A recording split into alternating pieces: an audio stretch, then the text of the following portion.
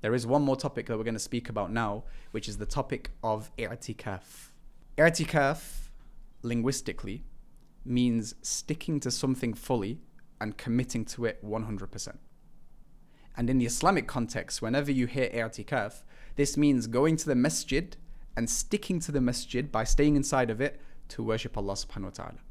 And the ruling for doing i'tikaf is that it's mandub. It's something that's rewarded for doing it. And it's a very beautiful act of worship actually. Why?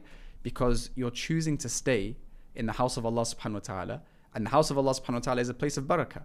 And so there you'll find that when you worship Allah there and you stay in there all the time, it purifies your heart. It connects you to Allah like never before, and it helps you to control your desires, right? Now for the Malikis, if you want to do i'tikaf, you have to stay in the masjid for at least 24 hours with fasting as a condition. Subhanallah. This is something that you guys might not have heard before. If you want a valid i'tikaf, you have to stay in the masjid for at least 24 hours with fasting as a condition as well. However, the other madhabs, they differ on that. Other madhabs, they allow you to do i'tikaf with the intention of i'tikaf, even if it's just for a moment, right? And it's also not a condition to be fasting for the Shafi'is and the Hanbalis. It's only just the Malikis that say 24 hours and you must fast as well, okay? And the best i'tikaf and the most complete i'tikaf is doing 10 days and particularly the 10 nights of Ramadan, spending them in the masjid. This is the best form of i'tikaf that you can do, and the Prophet ﷺ did it repeatedly and really just went all out in these 10 nights and 10 days in general, okay? طيب, what are some of the conditions of a valid i'tikaf? We said that one of them is fasting, and the fast can be a nafil fast, it can be a fard fast, it doesn't matter. All of that is perfectly fine. But what are some of the other conditions? The first one is being of the age of tamyiz, right? And this is essentially where you reach an age as a child where you're able to comprehend what people are saying and respond to commands if someone tells you to go and get something and whatnot. If you reach that age, you can do i'tikaf. The second condition is that you must be a Muslim. If you're a non-Muslim and you do i'tikaf, it's not something that's accepted or valid. And the third condition is it must be in a purpose-built masjid where the 5 daily prayers are conducted. And so let's say you choose to do i'tikaf. What should you do in the masjid? It is mustahab for you guys, meaning liked, to be busy with praying, doing dhikr, and reciting Quran only, on repeat. Praying, doing dhikr, reciting Quran only. As for praying, this is the best thing you can do during i'tikaf. As for dhikr, there's many things that you can do. You can do the morning and evening adhkar. You can repeat Subhanallah, Alhamdulillah, La ilaha illallah, Allahu Akbar. You can send salawat on the Nabi alayhi salam. And there's many other adhkar. And for the Quran, yes, read a lot of it because, of course, this is the words of Allah and one of the best ways to connect with Allah subhanahu wa ta'ala.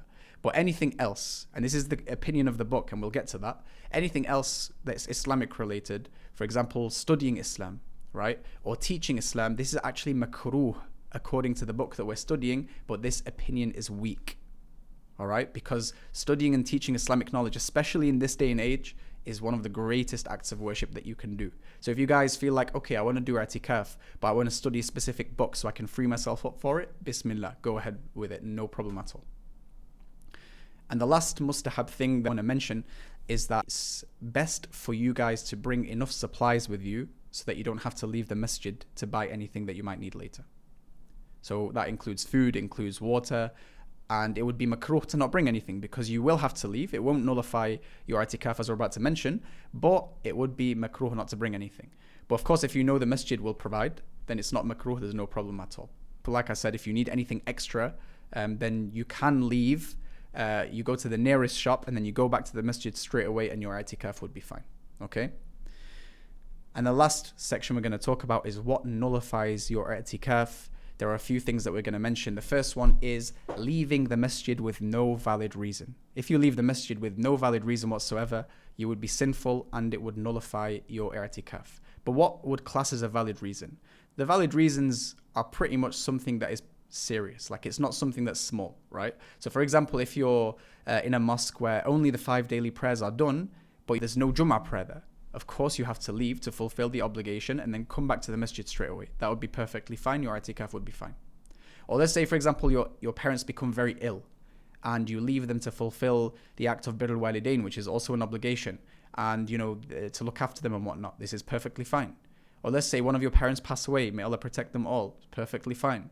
Or you leave the mosque to use the toilets. If there's no toilets in the mosque, does that mean you allow yourself to explode on the inside? No. If you need to leave the mosque to use the toilets or to do wudu or to do ghusl or anything like that, it's perfectly fine. If there's some sort of danger, or there's a medical need, you've fallen very, very ill, or to buy food or drink, as we've mentioned, all of these are valid reasons, because if you left them, they can get pretty serious, essentially. But the point is that you need to return as soon as possible, otherwise your i'tikaf would be nullified.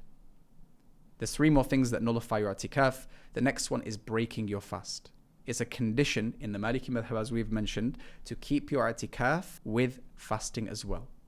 If you break that fast for no reason, you would be sinful, and it would ruin your i'tikaf.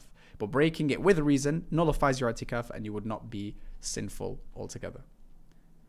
The third one is very simple: intoxication. I don't think anyone's got it in them to drink alcohol or smoke weed or anything like that whilst they're doing i'tikaf.